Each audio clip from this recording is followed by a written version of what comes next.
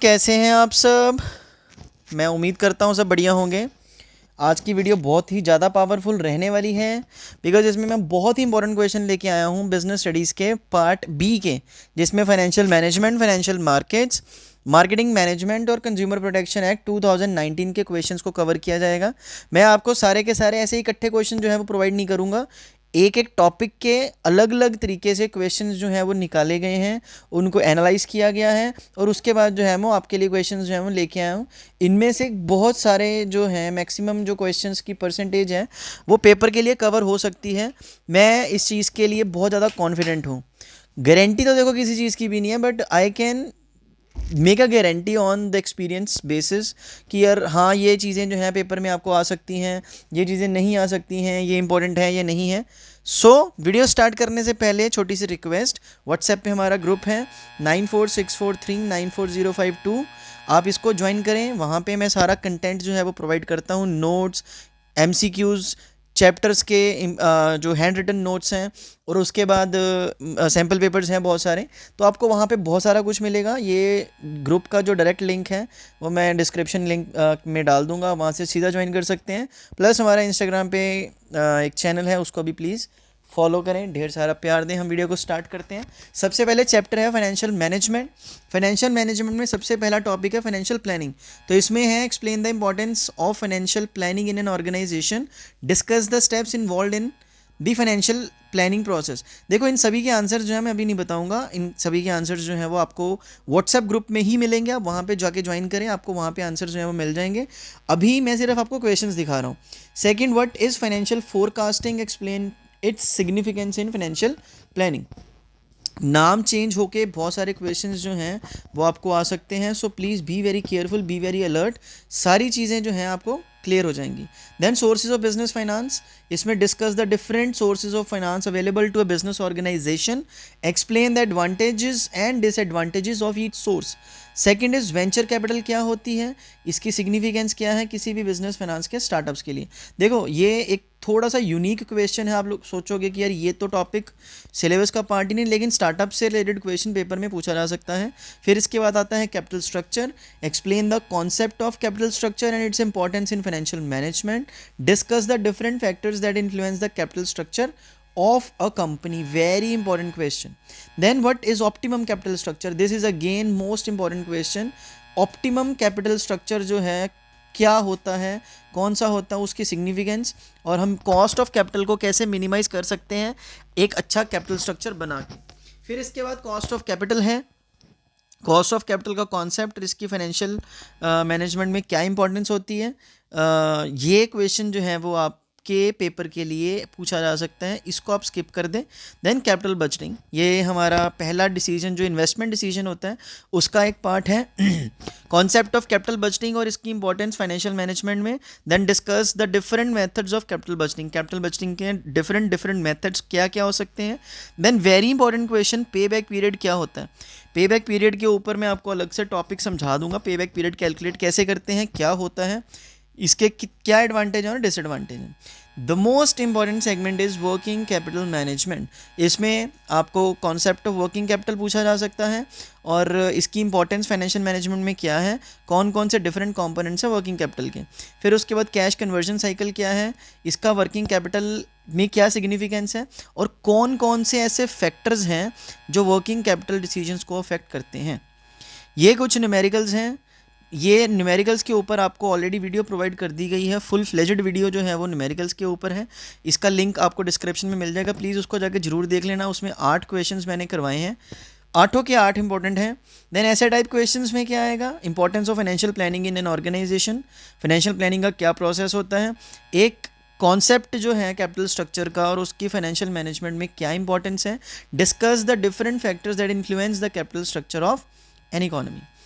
फिर उसके बाद हमारा नंबर 2 चैप्टर आता है, चैप्टर नंबर 10 पार्ट बी का सेकंड है फाइनेंशियल मार्केट्स। इसके ऊपर भी मैंने आज ही एक वन शॉट वीडियो प्रोवाइड करा है, इसका भी लिंक आपको डिस्क्रिप्शन में मिल जाएगा। तो सबसे पहले explain the concept of financial market, economy में फाइनेंशियल मार्केट की क्या इंपॉर्टेंस है, discuss the different types of financial markets, then what is the difference between money market and capital market, very important. ये मैं कुछ क्वेश्चंस जिनके ऊपर star लगा रहा हूँ ना, ये मेरे हॉट फेवरेट क्वेश्चंस हैं इस 2025 के पेपर के लिए। मैं आपको गारंटी के साथ कह रहा हूँ ये क्वेश्चंस में से कुछ ना कुछ तो पेपर में आपको मिल ही जाएगा, ये चीज़ की मैं गारंटी लेता हूँ। Explain the instruments traded in each market, then securities and exchange board of India, SEBI जो है इसके ऊपर दो क्वेश्चंस हैं, रोल क्या है सेबी का और सेबी के फंक्शंस क्या हैं इन regulating the Indian capital market, फिर उसके बाद पावर्स और रिस्पॉन्सिबिलिटी सेबी की क्या है इन protecting the interest of investors, very important question, please इनको देख लेना। फिर स्टॉक एक्सचेंज, अब स्टॉक एक्सचेंज और सेबी जो है वो दोनों डिफरेंट हैं, इन दोनों के फंक्शंस भी डिफरेंट हैं, इंपॉर्टेंस भी डिफरेंट है, तो प्लीज़ इन दोनों को अलग अलग समझें। फिर उसके बाद डिफरेंस क्या है बॉम्बे स्टॉक एक्सचेंज और नेशनल स्टॉक एक्सचेंज में, ट्रेडिंग प्रोसीजर क्या होता है, वेरी इंपॉर्टेंट, ये भी मेरा हॉट फेवरेट क्वेश्चन है। मैं इस क्वेश्चन को पेपर में देखना चाहूँगा इस बार। फिर उसके बाद आएगा फाइनेंशियल इंस्ट्रूमेंट्स कौन कौन से होते हैं, शेयर और उसकी टाइप्स, एडवांटेज डिसएडवांटेज क्या है, फिर उसके बाद डिफरेंस क्या है डिबेंचर और बॉन्ड्स में, डिबेंचर और शेयर्स में क्या डिफरेंस होता है, और एडवांटेज और डिसएडवांटेज आपने लिखने हैं। केस बेस्ड है, एक बार प्लीज़ इनके ऊपर नज़र मार लेना, बहुत इंपॉर्टेंट है। ऐसे टाइप में discuss the importance of financial markets in the economy, explain the different types of financial markets and their function, ये तो बस आप समझ लो कि आ ही जाएंगे ऐसे क्वेश्चन जो हैं जो मैं आपको बता रहा हूँ। Explain the role and functions of SEBI in regulating the Indian capital market, Indian capital market को रेगुलेट करने में सेबी का क्या रोल है, discuss the powers and responsibilities of SEBI in protecting the interest of the investors. फिर marketing management आ गया, marketing management में मार्केटिंग मैनेजमेंट से रिलेटेड क्वेश्चंस हैं, explain the concept of marketing management and its importance in business, marketing management का concept और उसकी importance, और डिफरेंट कंपोनेंट्स कौन से हैं इसमें, आप कंपोनेंट्स में फ़िलासफ़ीज़ लिखेंगे, फ़िलासफ़ीज़ क्या होती हैं, कौन कौन सी हैं, जैसे वो आपने 5 फ़िलासफ़ीज़ मार्केटिंग मैनेजमेंट की पढ़ी होंगी, वो कर लेना एक बार ज़रूर। फिर what is the difference between marketing mix and marketing strategy, बहुत इंपॉर्टेंट क्वेश्चन है, again explain the importance of each in marketing management. फिर मार्केट सेगमेंटेशन का पार्ट आ जाता है, ये क्वेश्चन जो है ना बहुत ज़्यादा इंपॉर्टेंट नहीं है, लेकिन हाँ इंपॉर्टेंट है, एक बार नज़र मार लेना। मार्केट सेगमेंटेशन का कॉन्सेप्ट क्या है, इंपॉर्टेंस क्या है मार्केटिंग मैनेजमेंट में, और different basis of marketing segmentation कौन कौन से हैं। फिर what is the difference between demographic and psychographic segmentation, जो डेमोग्राफिक है और साइकोग्राफिक सेगमेंटेशन इनमें क्या डिफरेंस है, इनके एडवांटेज और डिसएडवांटेज हम लिखेंगे। प्रोडक्ट लाइफ साइकिल में सबसे पहला क्वेश्चन है explain the concept of product life cycle and its importance in marketing management, अलग अलग स्टेजेस लिखनी है, और उसके बाद है difference between introduction and growth stage of product life cycle, इसको आप स्किप कर सकते हैं।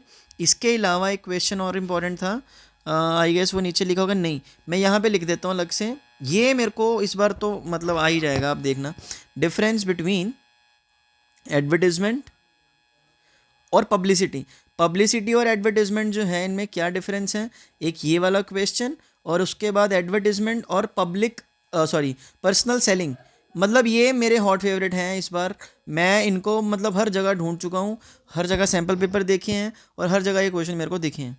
ब्रांडिंग के ऊपर 2 क्वेश्चंस हैं, तो ब्रांडिंग के ऊपर 2 क्वेश्चंस हैं, इनको भी एक बार नज़र मार लें आप। उसके बाद केस बेस्ड हैं, just go through with it, ये केस स्टडीज़ जो हैं वो बहुत बेसिक हैं, इतने बेसिक जो हैं वो आपसे पूछेंगे नहीं, बहुत बड़े बड़े हैं, उसके लिए मैं आपको अलग से नोट्स प्रोवाइड करूँगा, वीडियो में उसके बारे में डिस्कशन नहीं होगा। ऐसे टाइप क्वेश्चंस में discuss the importance of marketing management in business, marketing management का एक बिजनेस में क्या इंपॉर्टेंस है, डिफरेंट कंपोनेंट्स मार्केटिंग मैनेजमेंट के कौन कौन से और उनके इंटर रिलेशनशिप्स। फिर कॉन्सेप्ट ऑफ मार्केट सेगमेंटेशन, ये बहुत इंपॉर्टेंट क्वेश्चन है, और इसकी इंपॉर्टेंस क्या है मार्केटिंग मैनेजमेंट में, discuss the different basis of marketing management and their applications, कि different basis of marketing management कौन कौन से हैं और उनका एप्लीकेशन जो है वो क्या है। This is again very important question.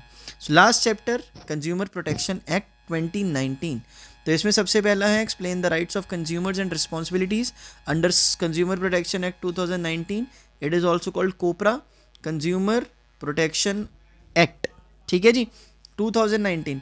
Discuss the significance of consumer awareness in the in the protection of consumer rights. Second, discuss the provision of Consumer Protection Act 2019 related to product liability. Explain the circumstances which a product manufacturer can be held liable for damages. ये भी very important question है. Then explain the concept of unfair trade practices under the Consumer Protection Act 2019.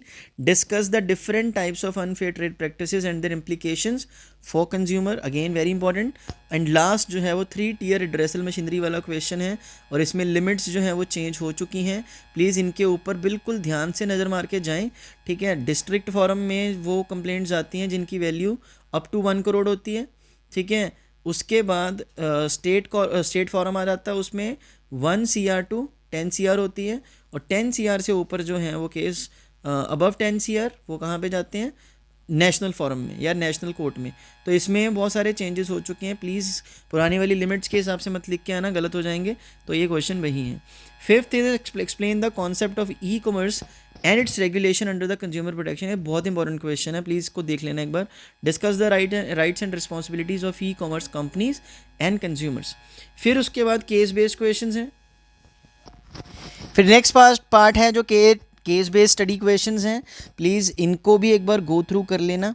Case based question जो है इस chapter में से आने के 99% चांसेस हैं कि केस बेस्ड क्वेश्चन आए. फिर उसके बाद लास्ट है essay type questions. Discuss the significance of consumer protection act 2019 की कंज्यूमर प्रोटेक्शन एक्ट जो है उसकी क्या सिग्निफिकेंस है in protecting consumer rights and promoting consumer welfare. तो आप इसमें कंज्यूमर प्रोटेक्शन एक्ट की इंपॉर्टेंस जो है वो लिख सकते हैं कि कंज्यूमर प्रोटेक्शन एक्ट क्यों इंपॉर्टेंट है.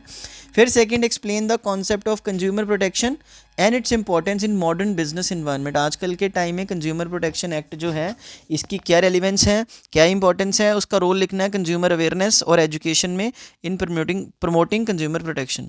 देखो कंज्यूमर प्रोटेक्शन एक्ट जो है ना, ये 2019 वाला कंज्यूमर प्रोटेक्शन एक्ट है, मैं शॉर्ट में लिखता हूँ कोपरा, ठीक है. अब ये एक ऐसा एक्ट है जो जम्मू एंड कश्मीर के ऊपर भी अप्लाई होता है, इंक्लूडिंग जम्मू एंड कश्मीर है. तो प्लीज़ इसके ऊपर भी कोई भी मिस्टेक मत करके आना कि जम्मू कश्मीर को एक्सक्लूड कर दो, क्योंकि जम्मू कश्मीर जो है अब इंडिया, पहले भी इंडिया का पार्ट ही था, लेकिन हाँ वो लोग वहाँ पे मानते थे till the time article 370 was there, 35A was there, कि उनका कॉन्स्टिट्यूशन अलग था, उनका फ्लैग अलग था, उनका सारा सिस्टम अलग था, ऐसा वो लोग मानते थे. But nowadays things have been changed.